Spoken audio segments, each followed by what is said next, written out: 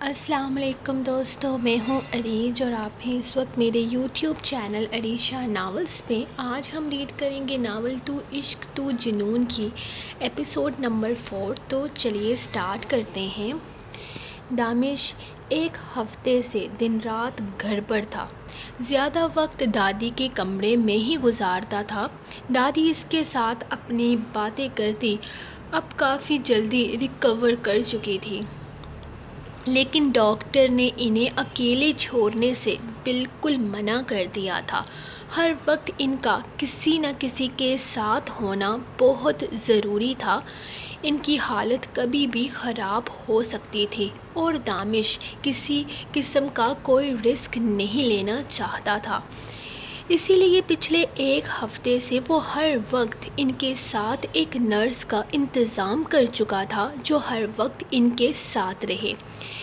دادی نے تو بہت منع کیا تھا کہ انہیں کسی نرس کی ضرورت نہیں ہے، وہ پہلے بھی اکیلے رہتی ہیں، انہیں کوئی ضرورت نہیں ہے، لیکن اس نے اپنا فرض نبھایا۔ اسے عورت کے وجود سے چر ہونے کے باوجود وہ ان کے لیے نرسز کا انتظام کر چکا تھا۔ آج پورے ایک ہفتے کے بعد وہ خود آفس جانے والا تھا اور رات کو پارٹی بھی تھی، تو وہاں جانا بھی بہت ضروری تھا کیونکہ وہ لیلا کو پچھلے ایک ہفتے سے تقریباً مکمل نظر انداز کر چکا تھا۔ آفس جانے سے پہلے اس نے سختی سے اپنے ایک ملازم کو نرسز کو چند باتیں سمجھانے کے لیے کہا تھا۔ وہ تو ان نرسز کے منہ بھی نہیں لگنا چاہتا تھا، عورت ذات سے بات کرنا بھی وہ اپنی توہین سمجھتا تھا۔ یہ الگ بات تھی کہ آج وہ ایک لڑکی کی برتھ ڈے پارٹی پر جانے والا تھا۔ لیلا سکلین ملک کی برتھ ڈے پارٹی تھی جو ایک بہت بڑے پیمانے پر منعقد کی گئی تھی۔ وہ اس پارٹی کا اسپیشل گیسٹ تھا جسے وہ خود اس کے آفس میں آ کر انوائٹ کر کے گئی تھی۔ اس سے اگلے ہی دن ان دونوں کی ملاقات ایک ہوٹل میں ہوئی تھی۔ دونوں نے بے حد پرتکلف ماحول میں لنچ کیا تھا۔ اس نے خود بھی لیلا کو غلط فہمیوں کی دیوار بلند کرنے کی اجازت دے ڈالی تھی۔ وہ اس کے ساتھ کافی بے تکلف اور بے باک ہو چکی تھی، جبکہ دانش اسے بالکل نارملی ہینڈل کر رہا تھا، جیسے اس کا قریب آنا، اس کا چھونا اسے بہت اچھا لگتا ہے۔ اسی لیے لیلا بھی اپنی غلط فہمیوں کی دیواروں کو بلند کر چکی تھی۔ فی الحال وہ صرف اپنی سہیلی کا بدلہ لینا چاہتی تھی، لیکن اس شخص میں کچھ تو ایسا تھا کہ وہ اسے میں کھوتی چلی جا رہی تھی۔ وہ یہ ساری باتیں اپنی سہیلی کو بھی نہیں بتا سکتی تھی، اسی لیے اپنے آپ میں ہی اپنی دل لگی کو چھپائے بیٹھی تھی۔ لیکن وہ چیل کی نظر رکھنے والا اچھے طریقے سے سمجھتا تھا کہ لیلا اس کے بارے میں کیا سوچتی ہے اور اس کے دماغ میں کیا چل رہا ہے، اور اس بات سے بھی اچھے سے باخبر تھا کہ وہ اس کے دماغ سے دل تک رسائی حاصل کر چکا ہے، لیکن وہ اتنی آسانی سے لیلا کو جیتنے نہیں دے سکتا تھا۔ لیلا یہ سوچ رہی تھی کہ وہ اس کے ارادوں سے انجان ہے، اس کے وہم و گمان میں بھی نہیں تھا کہ وہ اس کے دماغ میں چلنے والی ہر سازش کو بخوبی سمجھتا ہے۔ وہ بھی سوچ رہی تھی کہ وہ جس دانش کے ساتھ کھیلنے کی کوشش کر رہی ہے وہی دانش خود اس کے دماغ سے کھیل رہا تھا، لیکن آج وہ محفل میں ظاہر کرنے والا تھا کہ وہ کس طرح سے اس کو اس کھیل میں بری طرح پھنسا چکا ہے۔ رات پارٹی میں کیا ہونے والا ہے لیلا کے وہم و گمان میں بھی نہ تھا۔ لیلا اسے 2 بار فون کر چکی تھی کہ آج وہ اس کی پارٹی میں نہیں آیا تو وہ اس سے سخت خفا ہو جائے گی، جس پر دانش نے اس سے وعدہ کیا تھا کہ وہ وقت پر پہنچ جائے گا۔ دادی کو ملازموں کے حوالے کر کے انہیں سختی سے بہت ساری ہدایات دے کر وہ پارٹی میں جانے کے لیے ایک دم تیار تھا۔ دادی کافی خوش تھی کہ آج وہ بھی اب گھر سے باہر نکلنے لگا ہے، کیونکہ جب سے دادی بیمار ہوئی تھی اس نے اپنے آپ کو قید کر لیا تھا۔ وہ اپنی محبت ظاہر نہیں کرتا تھا، لیکن یہ حقیقت تھی کہ وہ دادی کو بے پناہ چاہتا تھا۔ شاید اسے اظہار کرنا نہیں آتا تھا، وہ دادی کے لیے پریشان تھا۔ اس کے بعد دادی نے خود ہی اندازہ لگا لیا تھا کہ وہ اس کے لیے کتنی اہم تھی۔ بڑے سے بڑا ڈاکٹر ہر روز صبح شام انہیں چیک کرنے کے لیے آتا تھا، ان کا خیال رکھتا تھا۔ ہسپتال کے ماحول میں انہیں گھٹن محسوس ہوتی تھی، صرف ان کے لیے دانش نے ان کے لیے 24 گھنٹے ڈاکٹر کی ٹیم تیار کر رکھی تھی جو ہر وقت ان کی خدمت میں حاضر رہتی۔ ان کی بیماری کی خبر میڈیا سے بھی چھپی ہوئی نہ تھی۔ ہر بڑے چینل پر دانش کی دادی ہارٹ اٹیک کی خبر پھیلتی چلی جا رہی تھی۔ جہانگیر صاحب بھی آئے تھے انہیں دیکھنے کے لیے اپنی بیٹی اور بیوی کے ساتھ، لیکن دانش نے کہہ دیا کہ وہ سو رہی ہیں اور وہ ان کی نیند خراب نہیں کر سکتا۔ جہانگیر صاحب کافی دیر بیٹھ کر ان کی نیند پوری ہونے کا انتظار کرتے رہے، جبکہ اس طرح وہاں بیٹھنا مسز جہانگیر اور مہرش کو اپنی توہین ہی لگی تھی۔ ایک تو اپنی اتنی بڑی پارٹی چھوڑ کر وہ یہاں آئے تھے اور یہاں اس دانش نے انہیں دادی کی طرف دیکھنے تک نہیں دیا تھا، بلکہ وہ تو ان کے پاس بیٹھا بھی نہیں، بلکہ انہیں لانچ میں بٹھا کر خود اپنے کمرے میں چلا گیا۔ تھوڑی دیر کے بعد واپس آیا تو حیران ہو کر کہا، ارے آپ لوگ ابھی تک گئے نہیں؟ میں نے کہا نا دادی فی الحال نہیں مل سکتی، آپ بعد میں آ جائیے گا۔ اس کا انداز مذاق اڑانے والا تھا۔ مہرش تو غصے سے پیر پٹکتی اگلے ہی لمحے وہاں سے واک آؤٹ کر گئی تھی، جبکہ مسز جہانگیر نے جتانے والے انداز میں کہا تھا، اور بے عزتی کروانے کا ارادہ ہے یا گھر چلے جہانگیر صاحب؟ ہاں میں سر ہلا کر اٹھ گئے، جبکہ ان کی بے عزتی کر کے دانش کو ایک الگ ہی سکون ملتا تھا۔ اس نے مروت بھی نہیں نبھائی تھی۔ یہ سب جو خود بڑے مزے سے دادی کو اور بعد میں یہ سب کچھ اس نے خود بڑے مزے سے دادی کو بتایا تھا اور ہنس ہنس کر لوٹ پوٹ ہو گیا تھا۔ دادی نے اسے سمجھایا کہ یہ بات ٹھیک نہیں ہے، تمہیں ایسا نہیں کرنا چاہیے تھا، لیکن اس کو پرواہ نہیں تھی کیونکہ وہ یہ سب کچھ کر کے بہت خوش تھا۔ وہ سارے اخبار کھنگال چکی تھی، ہر نوکری کے ایڈ پر اعلیٰ تعلیم یافتہ لوگوں کی ضرورت تھی، کہیں پر بھی اس کی جگہ نہیں بنتی تھی۔ دوسری لائبریری میں اسے نوکری تو مل گئی تھی، لیکن اس کے پیسے اتنے کم تھے کہ اس پر گزارا کرنا ناممکن تھا۔ ایسے میں اسے ایک دوسری جاب کی ضرورت تھی جو اس کی مشکلات میں آسانی پیدا کر سکے۔ حالات مشکل سے مشکل ترین ہوتے جا رہے تھے۔ بہت کوشش کے باوجود بھی وہ ہر چیز کو ہینڈل نہیں کر پا رہی تھی۔ بابا نے کہا کہ تم اپنی صحت کا خیال رکھو، میں اب ٹھیک ہوں، لیکن بابا کی بگڑتی حالت اس سے چھپی ہوئی نہیں تھی۔ بابا کی دوائیاں ختم ہو چکی تھی اور اسے کہیں سے کوئی وسیلہ نہیں مل رہا تھا۔ اپنی دوست سے اس نے کچھ پیسے ادھار لیے تھے جو اسے اگلے مہینے تک واپس بھی کرنے تھے۔ اسے سمجھ نہیں آ رہا تھا اگر نوکری نہیں ملی تو وہ پیسے کہاں سے واپس کرے گی اور بابا کی دوائیوں کا خرچہ کیسے اٹھائے گی۔ بابا اس کی پریشانی کو اچھے سے سمجھ رہے تھے، لیکن خود بستر پر اتنی بری حالت میں پڑے تھے کہ اپنی بیٹی کے لیے کوئی آسانی کچھ نہیں کر سکتے تھے۔ وہ پڑیا کی مشکل آسان کرنا چاہتے تھے، لیکن ان کے بس میں کچھ بھی نہیں تھا۔ کاش وہ اپنی بیٹی کے لیے کچھ کر سکتے، وہ بس آہ بھر کر رہ گئے۔ کیا زندگی ہے ان کی! وہ اپنی بیٹی پر بوجھ بن گئے تھے۔ اب تو تنگ آ کر خدا سے دعا مانگتے تھے کہ اب اس لاشے کو اٹھا لیں، اب مزید یہ سب کچھ برداشت نہیں ہوتا۔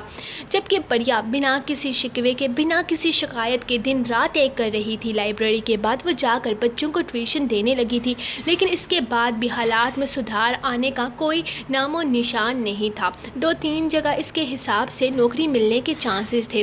وہ صبح بنا ناشتے کے ہی نوکری ڈھونڈنے نکل پڑی، کیونکہ وہ جانتی تھی اللہ بھی اسی کی مدد کرتا ہے جو حوصلہ رکھے، اور حالات سے وہ ڈرتی نہیں تھی، وہ مقابلہ کرنا جانتی تھی، اور اس نے خود فیصلہ کیا تھا کہ وہ مقابلہ کرے گی، آخری وقت تک لڑے گی، کہیں نہ کہیں کوئی وسیلہ تو بن ہی جائے گا۔ وہ جانتی تھی وہ اس کے ساتھ بھی کچھ برا نہیں ہونے دے گا، اسے یقین تھا، اسے اپنی نمازوں پر اور بابا کی دعاؤں پر۔ اس نے محفل میں قدم رکھا تو محفل اپنے عروج پر تھی۔ لیلا بے باکی سے اس کے قریب آئی اور اسے گلے لگایا۔ دانش بھی گرم جوشی سے اس سے ملا تھا کچھ فاصلے پر۔ مہرش یہ سارے منظر بہت غور سے دیکھ رہی تھی، اسے سمجھ نہیں آ رہا تھا وہ کیسے اس سے اتنا بے تکلف اور بے باک انداز میں اس کی سہیلی سے باتیں کر رہا تھا، جیسے اسے صدیوں سے جانتا ہو، اس سے جڑی ہر چیز سے نفرت کرتا تھا۔ تو کیا وہ نہیں جانتا تھا کہ وہ اس کی دوست ہے؟ دانش آؤ، میں تمہیں اپنے ڈیڈ سے ملاتی ہوں۔ وہ اسے زبردستی تھام کر اپنے ساتھ لے گئی، جبکہ اسے اپنی طرف آتے دیکھ کر ملک صاحب بہت گرم جوشی اور خوشی سے اس سے ملے تھے۔ انہیں کبھی بھی نہیں لگا تھا کہ ان کی محفل میں وہ شرکت کرے گا۔ وہ بے شک ایک بہت امیر ترین انسان تھے، لیکن اس کے باوجود بھی دانش کے سامنے ان کی کوئی اوقات نہ تھی۔ اپنے باپ دادا کی وراثت میں ملی جائیداد سے وہ امیر ترین لوگوں میں شامل ہوتا تھا، لیکن 2 سال سے کی گئی اپنی محنت کے بعد اس نے خود کو ایک الگ پہچان دی تھی۔ انہیں وہ بد مزاج اور مغرور انسان لگتا تھا، لیکن ان کی بیٹی کے کہنے پر وہ اس کی پارٹی میں چلا آیا اور ان کی بیٹی اسے کافی پسند بھی کرتی تھی۔ اگر یہ شخص ان کی بیٹی کا نصیب بن جاتا ہے تو ان کی بیٹی کے نصیب بدل جائیں گے۔ ہو سکتا ہے کہ اسے بھی لیلا میں انٹرسٹ ہو، ورنہ وہ تو عورت کی ذات سے نفرت کرتا تھا اور یہ بات ہر کوئی جانتا تھا، لیکن لیلا کے کہنے پر اس پارٹی میں چلا آیا، جبکہ اپنی دادی کی طبیعت کی وجہ سے وہ آج کل کہیں نہیں جا رہا تھا۔ اور پھر آج سرسری انداز میں سکلین صاحب نے اپنی بیٹی سے پوچھا کہ دامش اس کی پارٹی میں آئے گا یا نہیں، تو لیلا نے کہا میں بلاؤں اور وہ نہ آئے، ایسا تو ممکن ہی نہیں۔ اور اس کے انداز پر وہ یہی سمجھے تھے کہ ان کی بیٹی اور دامش کے دوران کافی اچھی انڈرسٹینڈنگ ہے اور یہ بات ان کے لیے بہت اہمیت رکھتی تھی۔ وہ بہت کچھ سوچے جا رہے تھے، یہ جانے بغیر کہ یہاں اس محفل میں وہ کس مقصد کے لیے آیا ہے یا لیلا نے اسے کس مقصد سے بلایا ہے۔ سکلین صاحب، آپ کی پارٹی میں دامش شاہ یہ تو پارٹیز پر جاتا ہی نہیں اور آپ کی پارٹیز میں آنا کوئی عام بات نہیں۔ آخر کیا چکر ہے، ہمیں بھی تو پتہ چلے، کہیں بیٹی کا رشتہ تو طے نہیں کر دیا؟ عارف صاحب اپنے عزیز دوست سے پوچھا تو وہ مسکرا دیا، ارے نہیں، ایسا تو کچھ نہیں ہے، میری بیٹی کا دوست ہے۔ سکلین صاحب نے اپنی بیٹی کی جانب دیکھا جو دامش کا سب سے تعارف کروا رہی تھی۔ پچھلے کچھ دنوں سے وہ اپنے باپ کو دامش کے بارے میں کافی ساری باتیں بتا چکی تھی جو دامش کے نیچر کے حساب سے وہ مان نہیں سکتے تھے، اسی لیے انہوں نے اپنی لاڈلی بیٹی کی باتوں پر زیادہ دھیان نہیں دیا، لیکن اب ان کو یہ ساری باتیں سچ لگنے لگ گئی تھی۔ ویسے ابھی میرا لیلا کی شادی کا کوئی ارادہ نہیں ہے، انہوں نے عارف صاحب کے بات کو غلط نہیں کہا اور ان کا انداز عارف صاحب کو مزید بولنے پر مجبور کر گیا۔ ارے یار، اگر ایسی بات ہے تو میں کہتا ہوں کہ اس سے اچھا اور کچھ نہیں ہو سکتا۔ دامش شاہ جیسا امیر کبیر موسٹ پاورفل بزنس مین کے ساتھ رشتہ جڑ جائے تو انسان کو اور کیا چاہیے۔ میں تو کہتا ہوں کہ اگر لیلا کی مرضی ہے تو تم انکار مت کرنا، بچوں کی ایسی دوستی ہم بڑوں کا بہت فائدہ کر جاتی ہے۔ دامش شاہ کے ساتھ اپنا نام جوڑنا کوئی عام بات نہیں ہے، یہ بندہ انسان کو کہاں سے کہاں لے کر جا سکتا ہے، تم جانتے ہو۔ ان کا انداز سمجھانے والا تھا۔ ارے عارف، وہ دونوں صرف دوست ہیں، تم بہت زیادہ سوچ رہے ہو، تم بھی سوچو، ایسے موقع روز روز نہیں ملتے۔ اگر لیلا سیریس نہیں ہے تو اس کو بولو کہ اب سیریس ہو جائے، میں تمہیں ایک اچھا دوست ہونے کے ناطے مشورہ دے رہا ہوں۔ وہ اس کا کندھا تھپ تھپا کر چلے گئے تھے، جبکہ سکلین کو گہری سوچ میں چھوڑ گئے تھے۔ اگر ایسا ہو جاتا ہے تو اس سے اچھی اور کوئی بات نہیں تھی۔ لیلا کی زندگی سنبھل سکتی تھی اور دامش شاہ کوئی عام انسان نہ تھا، اس رشتے سے ان کی ویلیو اور بھی زیادہ بڑھ جانی تھی۔ ہر کوئی ان کو اہمیت دیتا، اپنے دشمن کو وہ منہ کے بل گرا سکتے تھے۔ انہیں اس بارے میں لیلا سے بات کرنی تھی اور یہ موقع وہ ہاتھ سے جانے نہیں دے سکتے تھے۔ اگر ان کی بیٹی دامش شاہ کو شادی کے لیے منا لے تو انہیں بہت فائدہ ہو سکتا تھا اور لیلا بھی ایک بہت خوبصورت زندگی گزار سکتی تھی۔ اور دامش شاہ کی پرسنالٹی ہی ایسی تھی کہ انہیں یقین تھا لیلا انکار نہیں کرے گی۔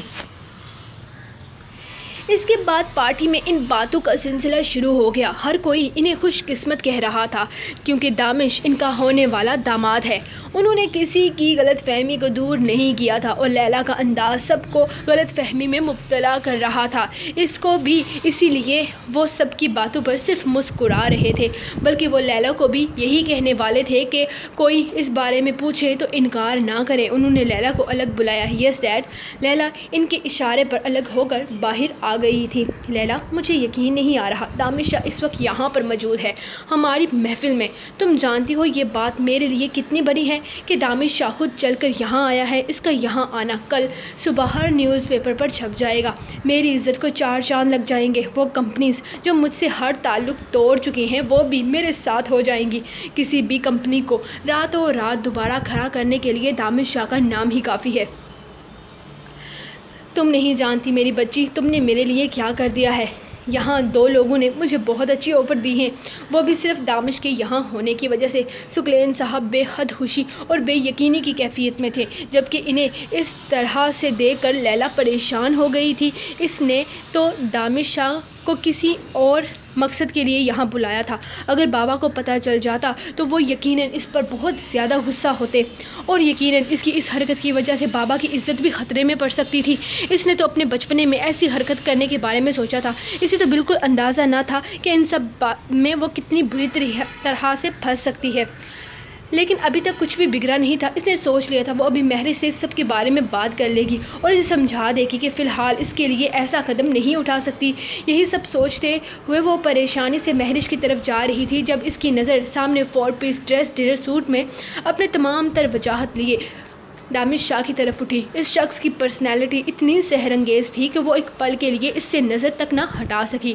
جبکہ اس نے شرارت سے دلکش مسکراہٹ کے ساتھ آنکھ دبائی تو لیلا مسکرا کر نظر جھکا گئی۔ یہ اسے کیا ہوتا جا رہا تھا؟ اس کا دل بے ترتیب ہونے لگا تھا جب اچانک کسی نے اس کے کندھے پہ ہاتھ رکھا۔ وہ سامنے والے کی پرسنالٹی میں ہر چیز بھلائے بیٹھی تھی، ہڑبڑا کر اس کی جانب متوجہ ہوئی تو سامنے مہرش کو دیکھ کر اگلے ہی لمحے اس کا ہاتھ تھامتی گھسیٹتی ہوئی اندر لے گئی۔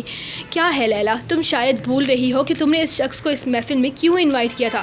اپنے مقصد سے ہٹنے کی ضرورت نہیں ہے، جاؤ یار اپنا کام کرو، ڈرنے کی ضرورت نہیں ہے، میں تمہارے ساتھ ہوں، وہ اسے حوصلہ دیتے ہوئے بولی تھی۔ میری بات سنو مہرش، فی الحال ایسا ممکن نہیں ہے۔ بابا نے مجھے بتایا ہے کہ وہ بہت بڑا آدمی ہے، اگر ہم نے اس کے ساتھ ایسی کوئی حرکت کی تو بابا بہت بڑی مصیبت میں پھنس سکتے ہیں۔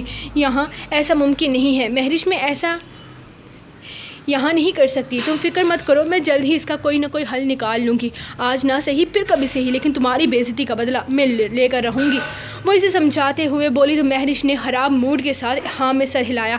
شاید وہ ٹھیک کہہ رہی تھی، اس کی اس حرکت کی وجہ سے کچھ بھی ہو سکتا تھا۔ اس کی بات سمجھنے پر لیلا نے خوشی سے اسے اپنے گلے سے لگایا تھا۔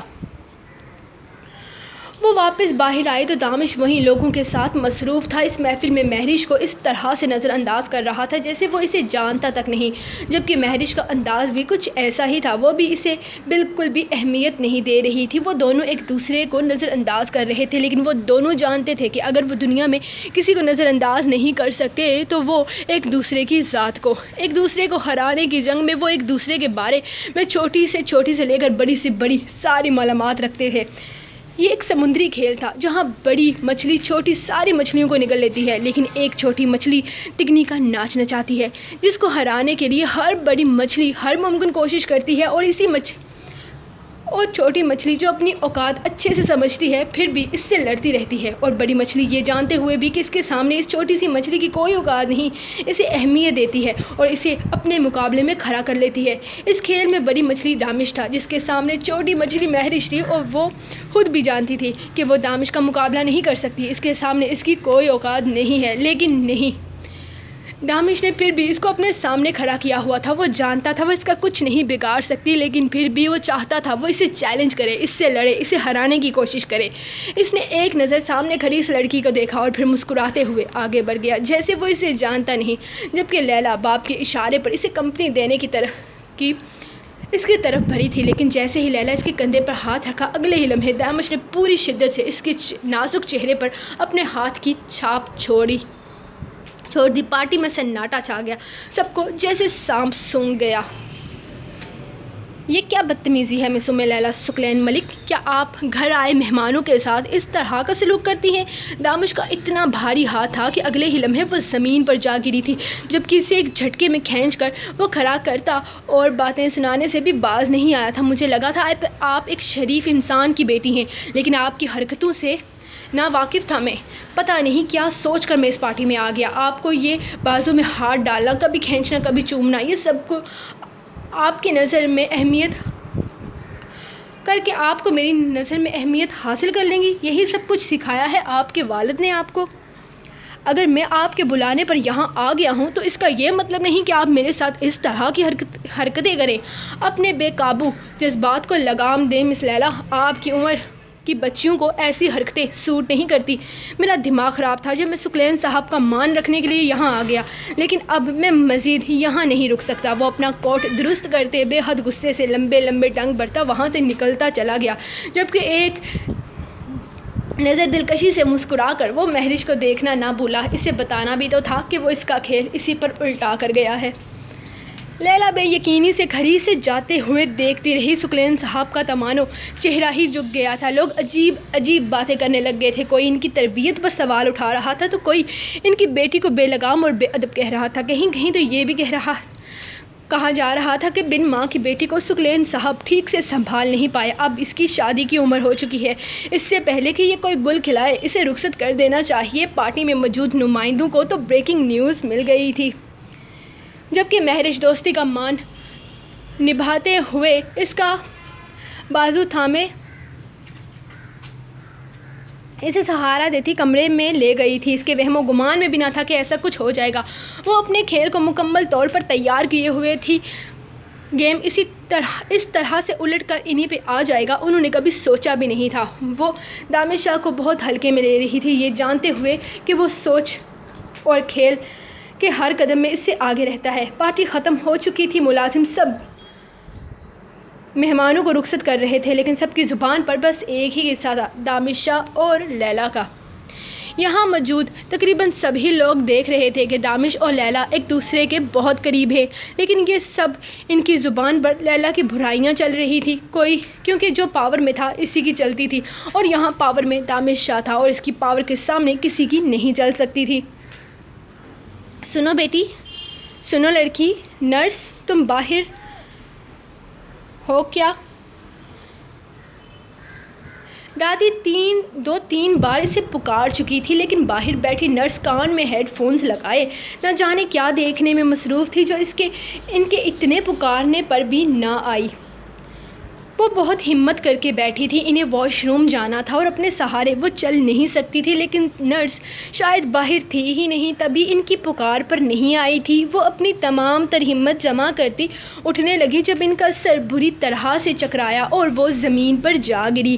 ان کے پورے جسم پر کپ کپی طاری ہو رہی تھی اور اب ان کی آواز بھی نہیں نکل رہی تھی۔ نہ جانے کتنی دیر وہ اسے پکارنے کی کوشش کرتی رہی اور پھر ان کی آواز بھی بے جان ہو گئی، جبکہ باہر بیٹھی نرس اپنے ہی شغل میں مصروف تھی۔ انجیکشن لگانے کے بعد وہ اپنے موبائل پر نیٹ کنیکٹ کر کے اپنی تفریح میں مصروف ہو گئی تھی۔ اب اسے کوئی مطلب نہ تھا کہ اندر کوئی جیتا ہے یا مرتا ہے، شاید اسے یاد بھی نہ تھا کہ ایک انسان اس کے رحم و کرم پر بیٹھا ہے جسے کبھی بھی اس کی ضرورت محسوس ہو سکتی ہے، اور اس کے لیے وہ اچھی خاصی رقم بھی تو لے رہی تھی۔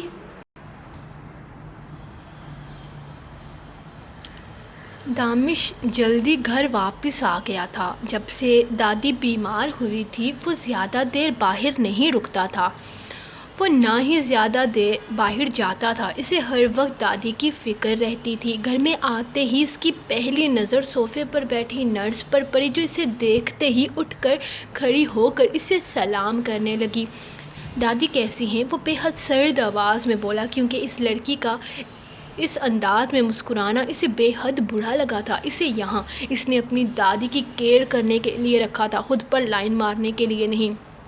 وہ بالکل ٹھیک ہیں سر، میں ان کا بہت خیال رکھتی ہوں، ہر وقت ان کے ساتھ رہتی ہوں، انہیں کسی بھی چیز کی ضرورت ہو تو پہنچا دیتی ہوں۔ تھوڑی دیر پہلے میں نے ان کو انجیکشن دیا ہے اور وہ اب سو گئی ہیں۔ یہاں باہر آ گئی تاکہ وہ ڈسٹرب نہ ہوں۔ اس کے انداز نے اسے منٹوں میں پروفیشنل انداز میں آنے پر مجبور کر دیا تھا۔ وہ ہاں میں سر ہلاتا دادی کے کمرے کی جانب آ گیا تھا، جبکہ پیچھے نرس اس کی پرسنالٹی دیکھتی سرد آہ بھر کر رہ گئی۔ جس کا بھی نصیب ہوگا یقیناً وہ لڑکی نصیبوں کی ملکہ ہوگی، کاش وہ اسے مل جائے۔ اس نے بے ساختہ دعا مانگ کر آمین کہا، لیکن اگلے ہی لمحے کمرے سے آنے والی سرد ترین آواز پر وہ بھاگتے ہوئے کمرے کی جانب گئی تھی۔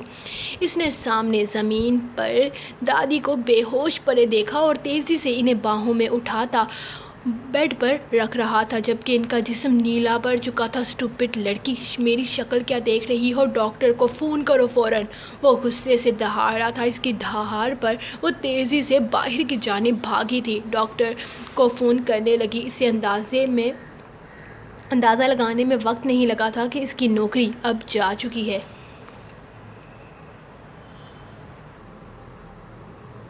دادی کو 18 گھنٹے کے بعد ہوش آیا تھا۔ اس دوران دانش کا برا حال تھا۔ ایک واحد رشتہ تھا اس کے پاس جو آج ایک نرس کی لاپرواہی کی وجہ سے اس سے دور ہونے والا تھا۔ وہ خود پر کنٹرول کرتا۔ اسے رلانا آسان نہیں تھا، لیکن دادی کو کھونے کے ڈر سے آج اس کی آنکھوں میں آنسو آ گئے تھے۔ داؤد بھی پریشان ہو گیا تھا۔ داؤد اس کے قریب آیا اور پھر اسے اپنے سینے سے لگا لیا۔ داؤد، اگر آج دادی کو کچھ ہو جاتا نا تو میں جیتے جی مر جاتا۔ یتیم تو میں بہت عرصے پہلے ہو گیا تھا۔ آج میرے پاس موجود آخری رشتہ بھی چھن جاتا۔ میرے پاس کچھ بھی نہیں بچتا دادو، وہ روتے ہوئے بولا۔ حوصلہ رکھو دانش، جب دادی بیمار تھی تب تو ہمت نہیں ہارے، اور اب جب دادی ٹھیک ہو گئی ہیں، ان کو ہوش آ گیا ہے، تمہیں ان کے ٹھیک ہونے کی خبر سنا رہا ہوں تو تم رو رہے ہو۔ پاگل آدمی، تمہیں خوش ہونا چاہیے، وہ اسے سمجھاتے ہوئے بولا۔ داؤد نے ایک اچھے دوست ہونے کا فرض نبھاتے ہوئے اس کا حوصلہ بڑھایا تو دانش نے صرف ہاں میں سر ہلایا، جبکہ داؤد یہ سوچ کر پریشان تھا کہ ابھی کچھ دیر پہلے کی بات تھی کہ دادی کو ہارٹ اٹیک ہوا تھا۔ طبیعت ہر درجہ خراب ہو گئی تھی، لیکن تب بھی وہ ہمت نہ ہارا تھا۔ پریشان تھا، لیکن اسے ظاہر نہ ہونے دیا کہ دادی کو کچھ ہو جانے سے اس طرح سے وہ ٹوٹے گا۔ شاید کل دادی کا نیلا پڑتا وجود دیکھ کر وہ پوری طرح نا امید ہو چکا تھا۔ شاید وہ یقین کر چکا تھا کہ دادی اب اس دنیا میں نہیں رہی۔ لیکن سچ ہے، زندگی دینے والا خدا ہے، کسی کی لاپرواہی سے کچھ نہیں ہو سکتا جب تک اللہ کی رضا نہ ہو۔ پتا بھی نہیں ہل سکتا۔ لیکن اس نرس کی لاپرواہی، وہ اسے ہسپتال سے نکلوانے کا فیصلہ کر چکا تھا۔ اگر ہسپتال اس کے خلاف ایکشن نہ لیتا تو وہ ہسپتال کو بند کروانے کا فیصلہ کر چکا تھا۔ تم ٹھیک ہو؟ داؤد نے کچھ دیر کے بعد پوچھا۔ اس نے ہاں میں سر ہلایا۔ ہاں میں ٹھیک ہوں۔ تو دادی کے پاس رک، میں ذرا اس بار اس ڈاکٹر سے مل کے آتا ہوں۔ وہ اسے ایک نظر دیکھ کر دروازے کو دیکھتا ہوا بولا، جہاں ابھی ڈاکٹر کے کمرے سے وہ نرس تھوڑی دیر پہلے گئی تھی۔ دانش، مجھے لگتا ہے فی الحال کوئی رسک نہیں لینا چاہیے۔ میرا نہیں خیال کہ تجھے ابھی کسی بھی پنگے میں پڑنے کی ضرورت ہے۔ چھوڑ، دفع کر۔ دادی اب ٹھیک ہے، ہمیں اس میں خوش ہونا چاہیے۔ داؤد نے سمجھانا چاہا۔ میں بہت خوش ہوں، لیکن آج ڈر گیا تھا یار، دادی کو کھونے کے ڈر سے میں تو ٹوٹ چکا ہوں یار۔ آج میں ختم ہو جاتا۔ اس لڑکی نے مجھے ختم کرنے کی کوشش کی۔ دادی مر سکتی تھی داؤد، ہمیشہ کے لیے مجھے چھوڑ کر جا سکتی تھی۔ مجھ سے میرا واحد رشتہ چھننے جا رہا تھا، اس سے تو اس کے کیے کی سزا ضرور ملے گی۔ میں اس غیر ذمہ دار لڑکی کو اس کے انجام تک پہنچاؤں گا، تاکہ ساری زندگی یہ کسی اور کے ساتھ ایسا کرنے کے بارے میں سوچ بھی نہ سکے۔ جب تک میں اس لڑکی کو اس کے انجام تک نہ پہنچا دوں، مجھے سکون نہیں ملے گا۔ اس کی زندگی کی سب سے بڑی غلطی یہ ہے کہ اس نے میری دادی کے ساتھ لاپرواہی کرتے انہیں موت کے منہ تک پہنچا دیا۔ میں ہوں خود غرض۔ داؤد، مجھے دنیا سے کوئی مطلب نہیں، مجھے اس دنیا سے کوئی لینا دینا نہیں۔ کوئی جیتا ہے یا مرتا ہے، لیکن میری دادی کیوں؟ اس نے میری دادی کو مارنے کی کوشش کی۔ میں اسے آسانی سے نہیں چھوڑ سکتا، میں اسے معاف نہیں کروں گا۔ وہ اسے دیکھتے ہوئے کافی غصے سے بولا۔ وہ اسے سمجھانا چاہتا تھا، وہ نہیں چاہتا تھا کہ وہ اس طرح کے کسی بھی کام میں پڑے۔ ابھی تو دادی ٹھیک ہوئی تھی، وہ نہیں چاہتا تھا کہ وہ فی الحال کسی بھی طرح کے الٹے پنگوں میں پڑے۔ ریکارڈنگ کر دیا پہ۔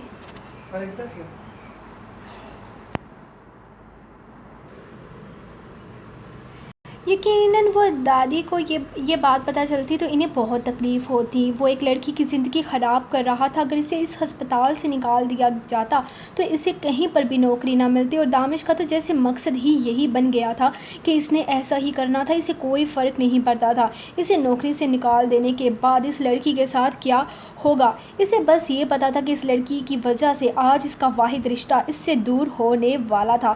اسے عجیب سی ضد ہو گئی تھی، اور وہ اپنی ضد پوری کرنے کے لیے ہی وہاں جا رہا تھا۔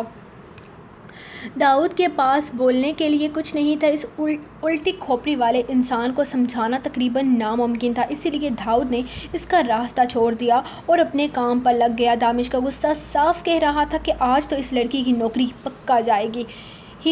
اس نے بھی مزید بحث کرنے کے بجائے اپنے کام میں مصروف ہو گیا۔ اسے سمجھانے کا کوئی فائدہ نہ تھا۔ ایک بار اس کا دل چاہا کہ وہ دادی کو اس بارے میں بتائے۔ کسی کی اس طرح سے نوکری جاتے دیکھنا اس کے لیے بس کی بات نہ تھی۔ سچ تھا کہ وہ ایک بہت ہی صاف دل انسان دل کا مالک تھا، وہ کسی کے لیے بھی اپنے دل میں کسی طرح کی کوئی غلط سوچ نہیں رکھتا تھا۔ ٹھیک ہے، اس لڑکی سے غلطی ہو گئی تھی، وہ مانتا تھا، لیکن سزا کے طور پر اس کا سارا کریئر خراب کر دینا تو کوئی انصاف نہ تھا۔ وہ اسے وارننگ بھی تو دے سکتا تھا۔ یقیناً وہ لڑکی آئندہ ایسی کوئی غلطی کبھی نہ کرتی، لیکن دانش اپنی ضد پر قائم تھا۔